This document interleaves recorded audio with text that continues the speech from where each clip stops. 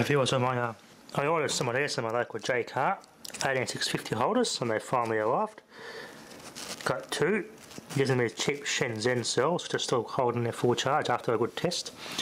1996 mAh out of 2200, 1237 mAh left out of 2200 mAh.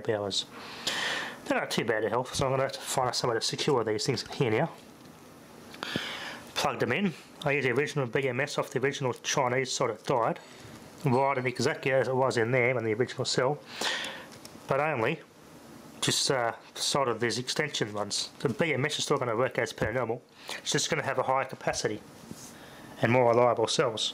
The original cell was a Chinese cell. These are also Chinese cells made in Shenzhen. They aren't too bad. I've got to keep in touch with the DIY Powerwall community. The least favoured 18650s in the 18650 Powerwall world are the red Sanyos, known as heaters.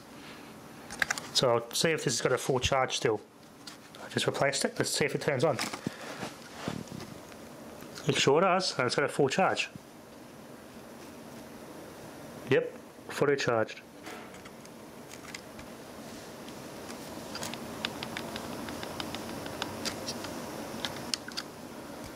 That's the Bluetooth adapter there. It works and it's fully charged. Awesome.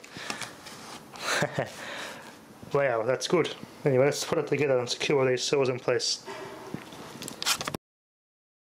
Got it back together. Use a bit of hot snot though to try and position everything in there. It's a pain in the ass. Kept hitting everything. The speaker kept hitting the battery and I kept moving, and this bottom side hit. So I don't melt the glue again and just move the cells around, just so that they clear everything in there. But one drawback, Bluetooth, the charging part for the Bluetooth, the power for the Bluetooth will only charge your iPod, or that power rail that runs the Bluetooth only works when this is plugged in. No battery power for that. Bit of a shame, but it does charge the battery as normal. Other than that, as you can see, it's charging.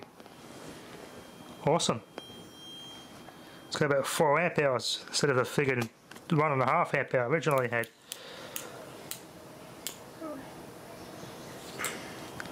So it's got a nice 4 amp hour battery in there now, not this 1.5 amp hour rubbish. Alright, just test this function. So let's play the auxiliary, should work. Because this Bluetooth adapter here, iPod Bluetooth adapter, needs power to work. Because this dock doesn't charge the iPod off its internal battery, well then there's no power, that's the wall wire it's plugged in for this thing.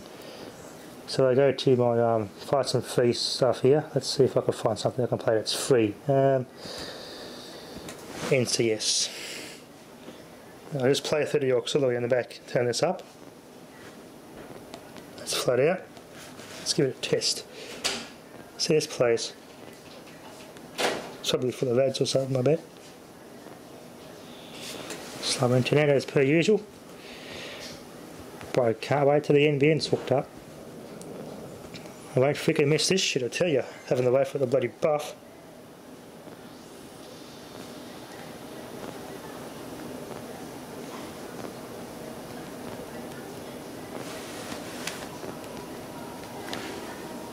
If I unplug the mains,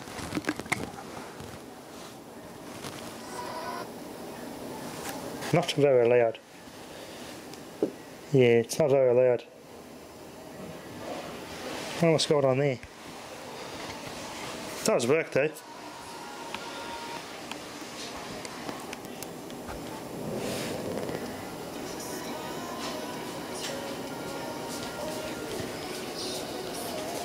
Yeah, it's pretty quiet. Pretty quiet. So we'll just check the Bluetooth, make sure everything is working correctly. Yeah, it is.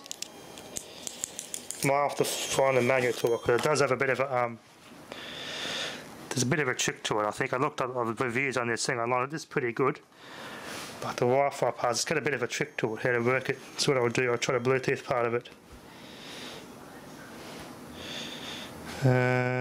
Bluetooth. I was hoping it was going to work as a Bluetooth speaker, but because it doesn't power that thing there while it's off the battery, it won't work off battery as a Bluetooth speaker. Connect to Wi-Fi, but it's already done that.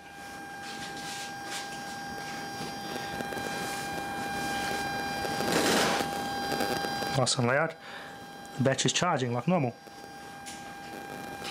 Even the BMS is working in it. Awesome.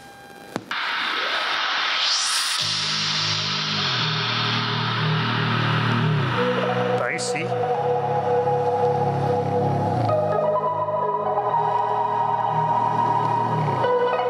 I should check the levels behind it actually. It is loud.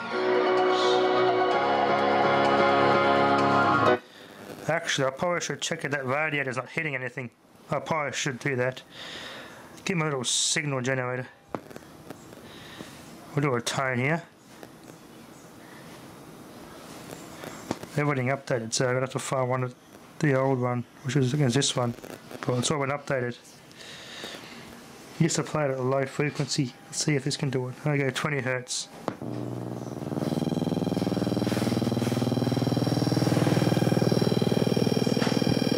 That's alright. Yeah, that's hitting the bloody battery. Ah. Damn it! Hitting the battery.